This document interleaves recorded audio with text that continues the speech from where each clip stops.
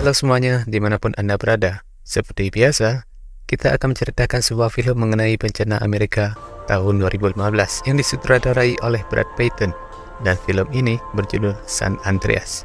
Sebuah film gempa bumi yang disebabkan oleh patahan San Andreas, gempa yang sangat besar memporak-poranda kota San Francisco. Film ini dibintangi oleh Dwayne Johnson, Carla Gugino, Alexandra Daddario, dan masih banyak aktor hebat lainnya. Perkenalkan, seorang pilot tim penyelamat. Istrinya bernama Emma bertekad melacak keberadaan putri sematawayangnya yang sedang berlibur di San Francisco sebelum benar-benar ditelan bumi. Di awal film, diperlihatkan seorang wanita dalam perjalanan menuju ke kantornya.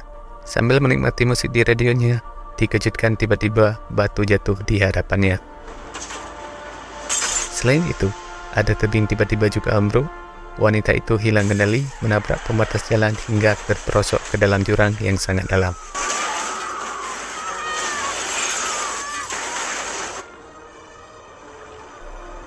Lalu datang Ray bersama anggota timnya, menyelamatkan wanita yang sangat membutuhkan pertolongan itu.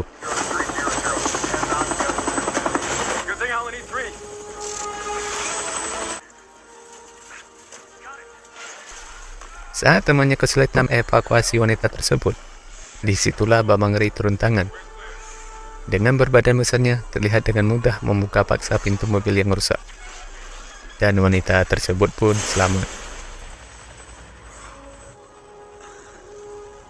Selepas dari itu, sini diperlihatkan sebuah gedung Institut Teknologi California.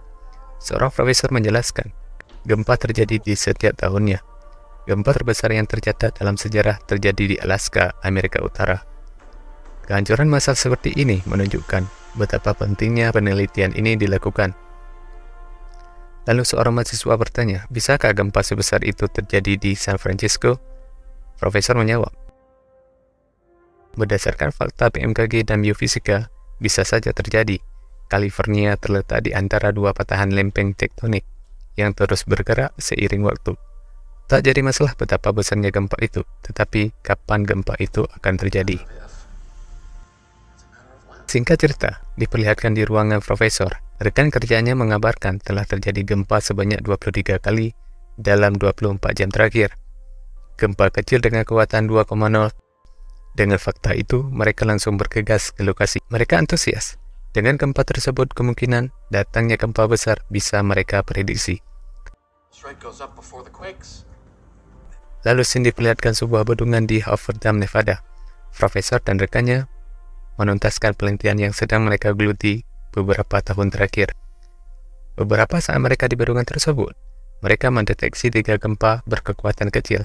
Tak lama kemudian, secara mengejutkan, alat mereka mendeteksi getaran yang sangat besar dan terus membesar. Gempa besar sedang terjadi.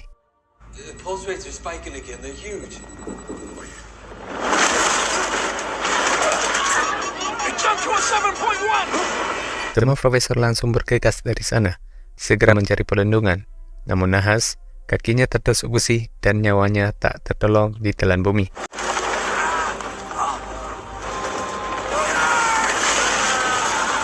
Ini diperlihatkan sebuah gedung. Istrinya Ray, Emma, sedang minum kopi bersama teman lamanya. Lalu Ray menelpon, meminta maaf atas sikapnya yang kemarin. Lalu terlihat sebuah meja bergoyang sendiri. Tak berapa lama, gedung dan isinya tergoncang sangat dahsyat. Emma panik. Lalu Ray menyuruh Emma segera ke atap gedung. Ajak orang sebanyak-banyaknya agar dievakuasi. Huru-hara di mana-mana, kota beserta isinya terguncang. Gedung-gedung hancur secara berlahan. Terkejutnya melihat reruntuhan gedung tanpa henti. Tiba-tiba gedung atapnya pun ambruk. Emma terperosok ke dalamnya. Tak berapa lama dia kembali bangkit. Berlahan namun pasti, Emma mulai merangkak sampai ke atap dan Ray menemukannya. Namun masalah belum berakhir. Gedung di sampingnya ambruk. Dan mereka selamat dari musibah tersebut. Di sisi lain, Blake, anaknya Ray, terjebak dalam mobil dan terus meminta tolong. Lalu kemudian menelepon ayahnya memberitahu dia dalam keadaan tidak baik-baik saja. Lalu Ben datang dengan sekuat tenaganya membantu. Akhirnya Blake keluar dari mobil tersebut. Singkat cerita, mereka langsung keluar dari gedung. Tak berapa lama, gempa kembali terguncang. Orang panik, keluar berhamburan dari gedung. Di sisi lain, di ruang profesor, terlihat di layar pemantauan, gempa semakin meluas dan ini belum berakhir. Sesuatu yang lebih besar akan terjadi, kata sang profesor. Blake masuk ke toko elektronik, mencari barang apapun menghubungi ayahnya.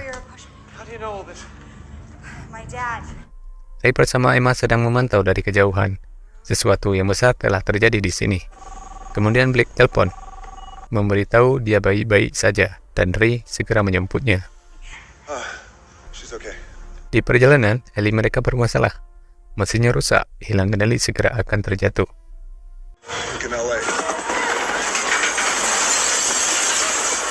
Di dalam mall sedang terjadi perampokan. Mereka langsung bergegas dari sana. Mereka mencari mobil yang terparkir di depan mall. Melihat mobil si perampok tadi, pintunya terbuka, Ray langsung bergegas ke sana. Saat menyalakan mobil, seseorang datang menonton pisau ke Ray, mengatakan aku butuh mobil itu, dan kemudian di perjalanan mereka berhenti di sebuah mobil pasangan kakek nenek, berniat memberi pertolongan kepada mereka. Lalu Ray tertarik topi yang dipakai kakek itu, menanyakan dari mana dia dapat topi tersebut. Diperlihatkan sebuah penerbangan. Di sana mereka menerbangkan sebuah pesawat setelah berterima kasih ke si kakek. Di San Francisco, Blake bersama Ben dan adik Ben, Ollie, menuju ke sebuah tower. Ayahnya Blake menyuruh mereka ke gedung tertinggi agar Ray mudah menemukan mereka. Ray menuju sebuah bandara, melihat landas pacu sudah hancur. Ray nekat terjun ke lapangan baseball dengan parasut. Tidak berapa lama Ray di sana, gempa besar kembali terjadi. Ray menyuruh orang di sana segera berlindung. Kembali ke Blake, mereka menuju ke gedung yang dimaksud. Belum sampai ke sana, gempa yang sangat besar menghantam mereka. Gedung-gedung hancur dan tiang listrik berjatuhan, hampir mengenai mereka.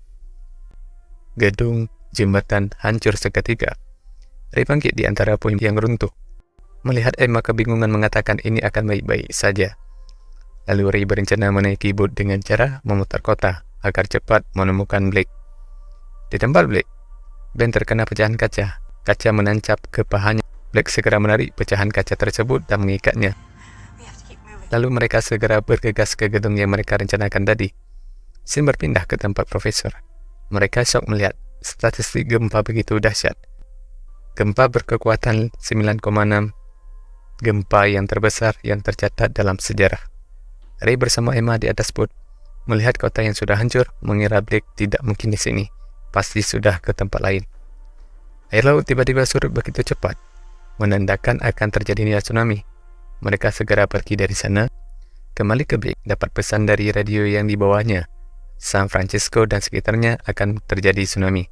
Dengan cepat mereka segera mencari perlindungan. Kembali ke Ray, di hadapan mereka terlihat sebuah ombak yang begitu besar. Mau tak mau, mereka harus melewati ombak itu sebelum ombak itu pecah. Di tengah melewati ombak yang begitu besar, muncul sebuah kapal besar di hadapan mereka, dan mereka harus segera menghindari baling-baling kapal tersebut. Tsunami melanda kota San Francisco begitu besar, menghancurkan kota dan isinya. Di tempat Blake, mereka melihat ombak, sadar akan segera menghantam mereka. Dengan cepat berlindung di belakang tembok.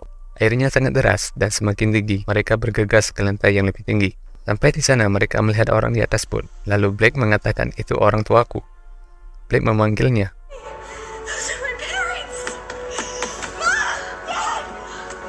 Posisi mereka jauh dalam ruangan, Ray tidak mendengarnya. Lalu Blake teringat lampu laser yang diambil dari toko elektronik, langsung mengarah ke mereka, dan Ray menemukan Blake.